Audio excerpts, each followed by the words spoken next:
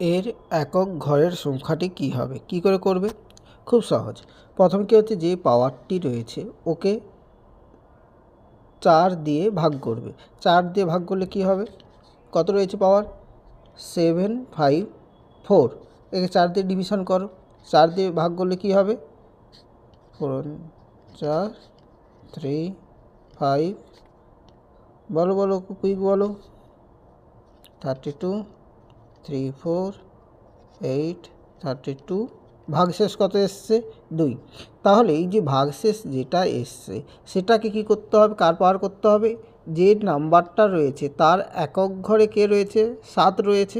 সেই 7কে কি করতে হবে? পাওয়ার করতে হবে কত?